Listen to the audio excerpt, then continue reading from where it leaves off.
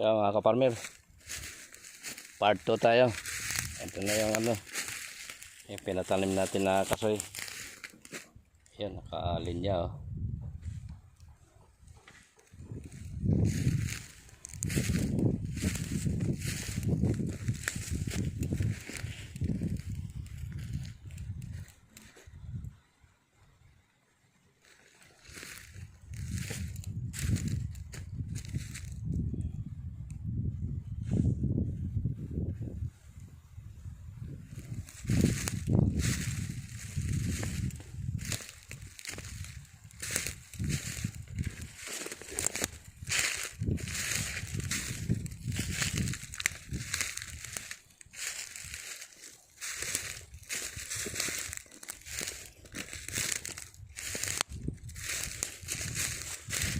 Bukas singitan nyo muna. Nandyan lang yung nyug sa baba, di ba? Singit nyo muna sa umaga yung hulipan nyo itong nyug. Maraming kawang dito oh. Hanggang doon sa kabila. Siguro mga 20. Diyon. Pagkasya mo yung 20.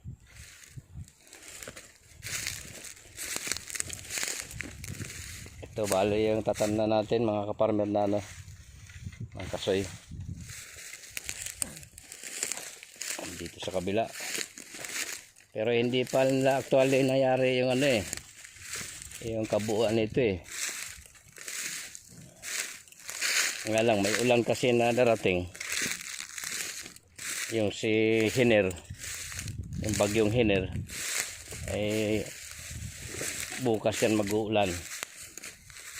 Kaya minabuti ko na pasingit na kaagad.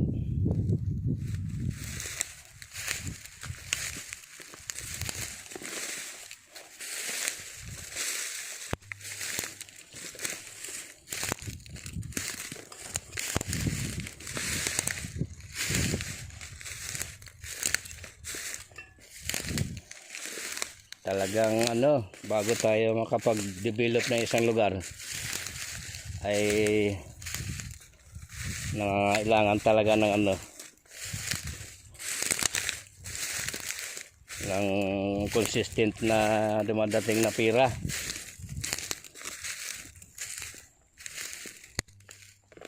So yan, total sa kabila naman na-develop na, kaya umabante na tayo ngayon dito eh. Yung almost 10 hektarya doon sa kabila. Na yun, pero ito ongoing na rin to. Malapit na rin ma-develop to. Hanggang doon sa kabila.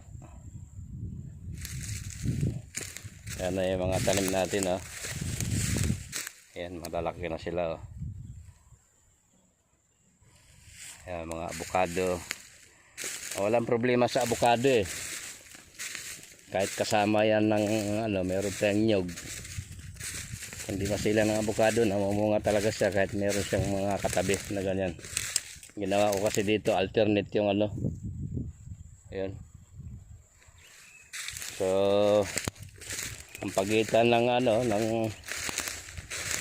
ng nyug natin 10 meters. Ayan, tulad yan. Nagpalagay tayo sa gitna avocado.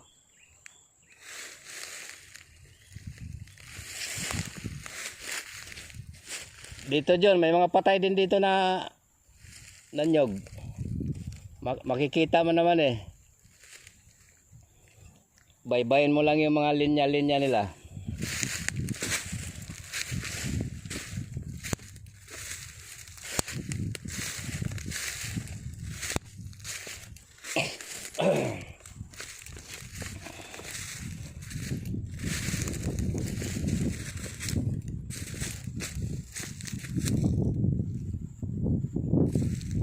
Estimate ko baka magkasya dito yung mahigit 1,000 na kasoy hanggang dito sa tuktok na to.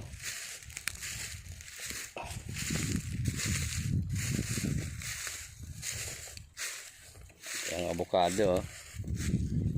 Yan, avocado din yun. Malalaki na sila, pwede na itong magbunga. Ilang 2 years pa bubunga na yan.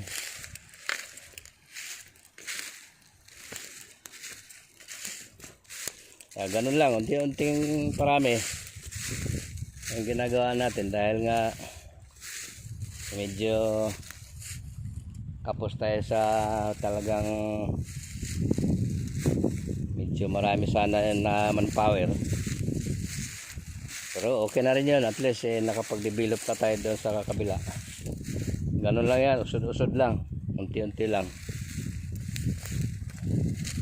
Talagang magsisimula sa uno. Wala namang libo na nagsisimula sa libo eh. Palagi yan nagsisimula sa wala. Katulad minsan ng buhay. Minsan yung marami sa atin nagsisimula sa wala ay dahil sa pursig eh. Yung pagiging positibo. Kaya nababago yung buhay.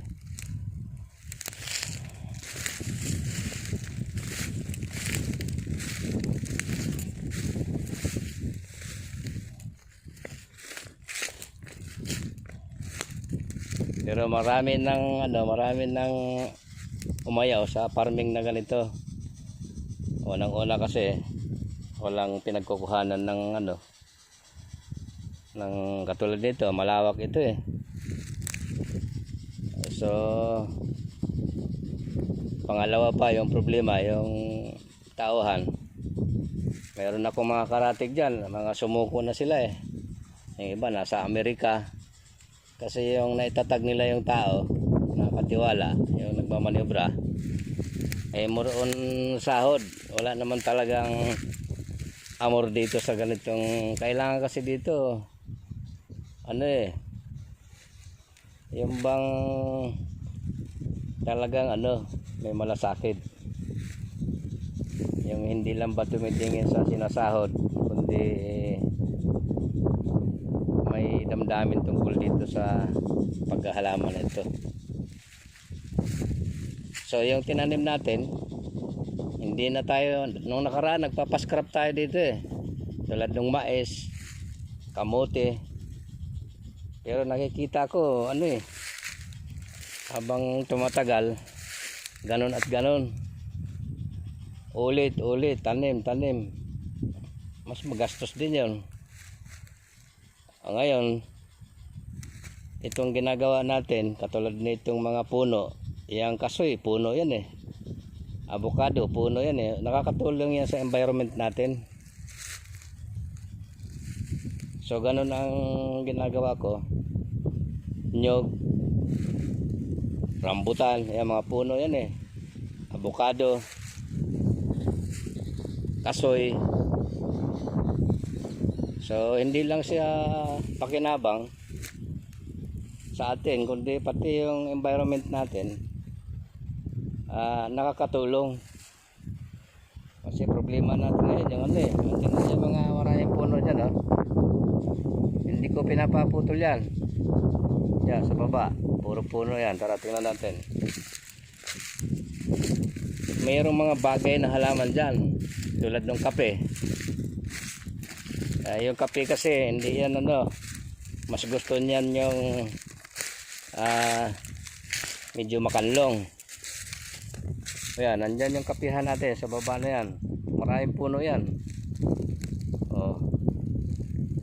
Pero hindi ko pinapaalis. Malalaking puno na yan eh. Para nating sinira yung yung environment pagka pinutol natin yan. Meron na rin akong tanim dyan na yung nabubuhay din sa ganyan. Yung lansones, gusto niyan ganyan, yung may mga puno na ganyan. Yung kape. So ganyan.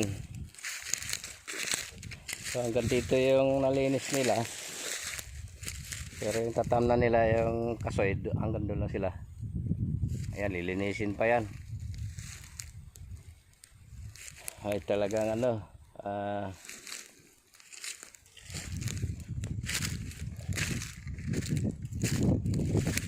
saka sa farming kailangan ako madalas ako na wala dito kasi bumabiyahe din, hanap buhay para meron silang susilduhin.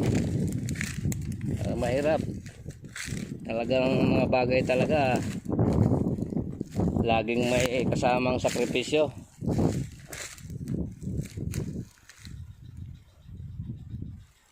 Sabi nga doon sa mga nakaka-attend ako dati ng seminar, sakripisyo daw muna bago yung benepisyo.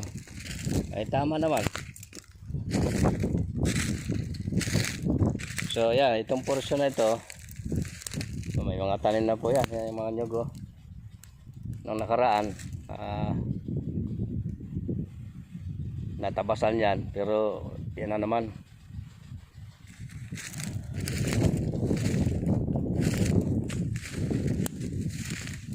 Kaya sana sa susunod na panahon pa, ilang panahon pa, yung mga ani makakasustain tayo sa ating operasyon.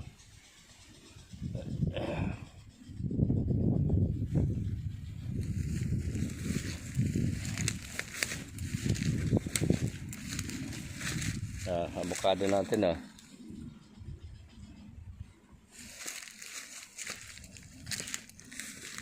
ayan, meron din tayong avocado doon.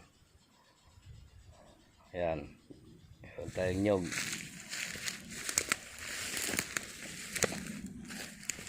Ito dwarf itong mga ito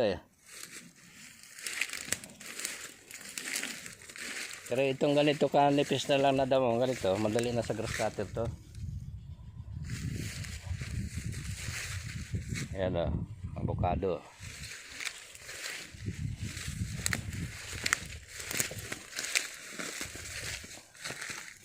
Tuloy-tuloy lang talaga ang pagpaparami.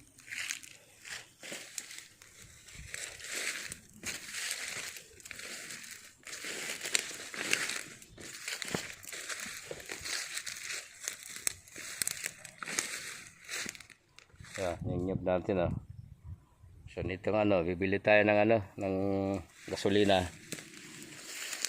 Pag-grass katira natin to kagad para hindi lulubog yung sa damo. Yung kagandahan nitong grass cutter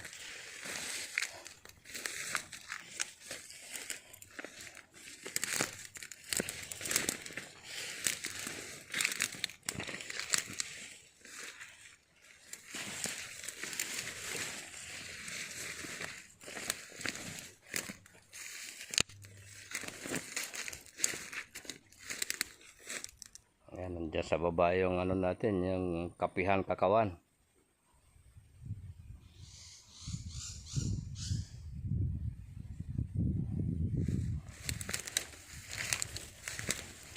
Itong portion na to, ipapalinis natin to. Tapos silang magtanim, pagka tumila na yung ulan, dito naman sila. So, yan. Puno ng tanim to. Ayan to, kape. Ayan, kape. Nyog. Kakao. Magka-alternate yan, nyog, kape, kakao. Yan, yung pababa na yan. Nandun na yung papunta din sa balite. Solid kakawan na yan dyan. So, ganun. Usod-usod lang. Makakarating din.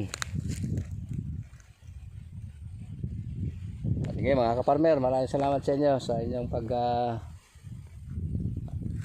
tangkilik sa aking mga video. At sana po suportahan nyo itong aking channel sa YouTube.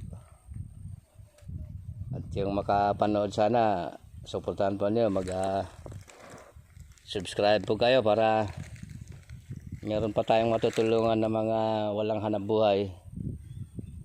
Isa din yan sa plano ko, kaya ginawa ko tong channel na ito, ay makalikhan na tayo ng madagdagan sa mamagitan ng tulong ng inyong suporta, subscribe, para na rin po kayo nakakatulong dahil makadagdag tayo ng mga katutubo na walang trabaho at matuturuan natin sila dito kung paano yung bang mamuhay na marangal, masipag. Yun lang po naman talaga yung tungkulin natin sa ibabaw ng mundo na ito habang tayo nabubuhay. Sige po, maraming salamat at God bless sa ating lahat.